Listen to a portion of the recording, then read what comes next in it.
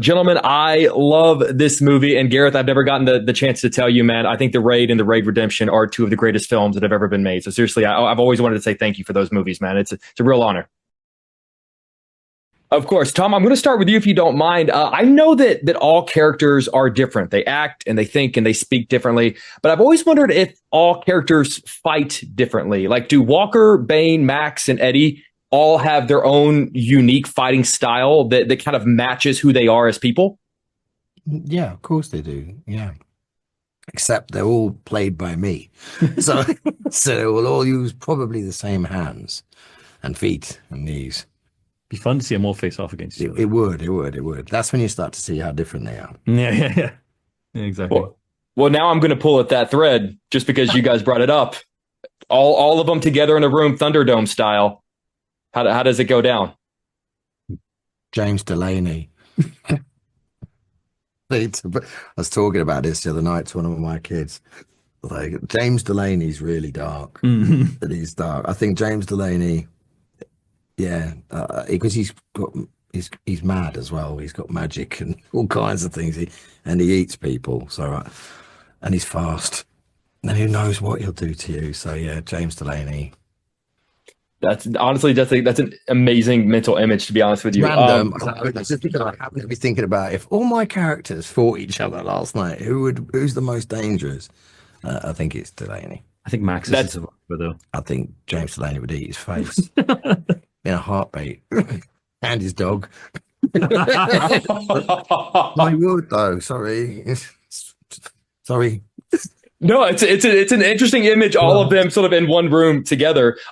Speaking of this film, and obviously The Raid and The Raid Redemption and Mad Max and Dark Knight Rises and Dunkirk, you guys have each given us and been responsible for some of the greatest stunts in cinema history. And I'd love to, if you don't mind, get both of your reactions to the Academy finally, rightfully so, announcing that they're adding a stunt category to the Oscars, because I believe that you guys have each made films that would have won that Oscar in the past.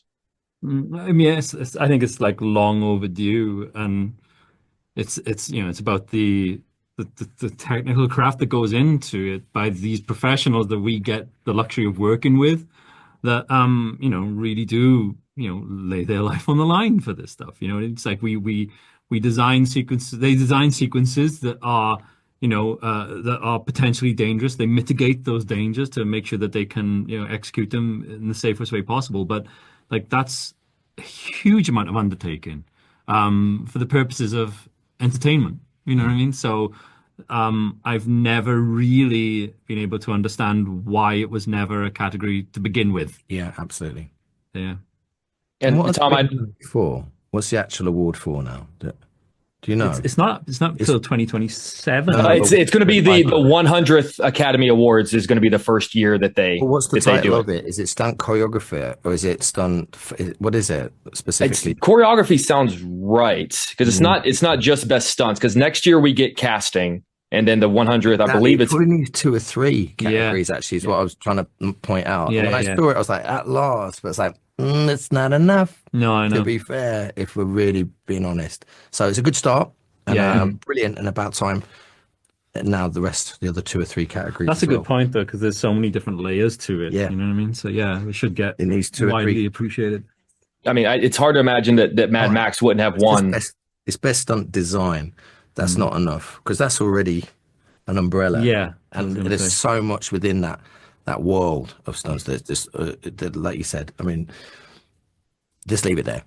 We need more categories under that umbrella panoply, but it's great. Good start. It's a great start. Now let's do it properly.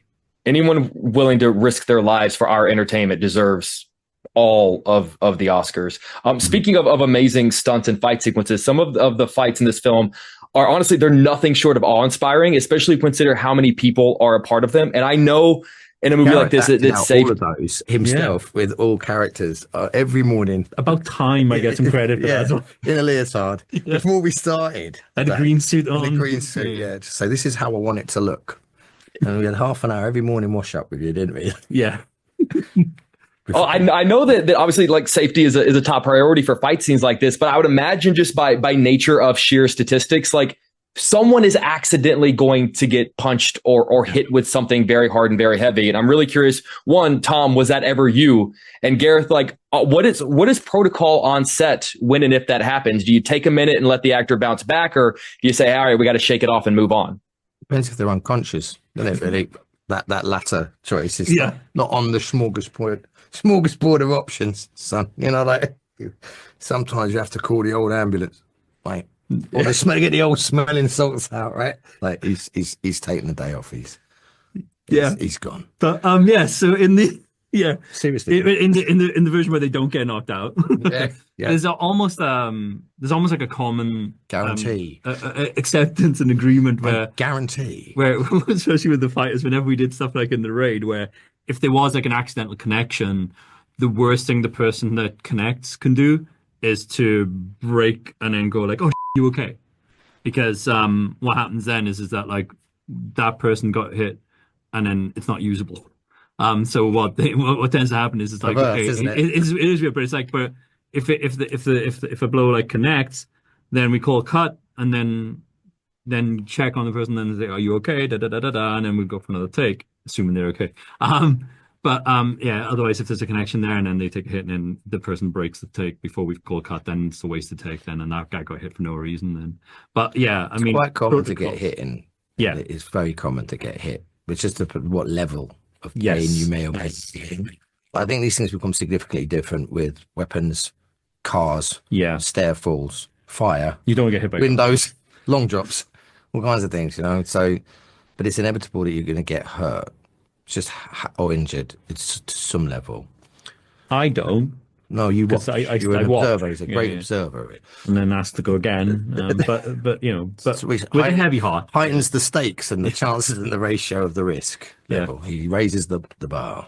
But on a serious note, it's easy for me to say, oh guys, it's totally worth it for my entertainment. But literally on a serious note though, it's like, I mean, whenever if anyone got like a bump or a knock or anything like that, then I mean, all the time there are medics on standby every day of a shoot that we do, and there are obviously protocols that are in place to make sure that they are safely taken care of and everything else. So Damn, guys, I am the audience for this movie. You have no idea how much I love it, and I know a lot of work goes into something like this. So seriously, on behalf of just all of us who love movies like this, thank you for what you guys do, and I really do appreciate your time today. Oh, thank you so much. I appreciate that. Thank you. Good to see you guys. Take care.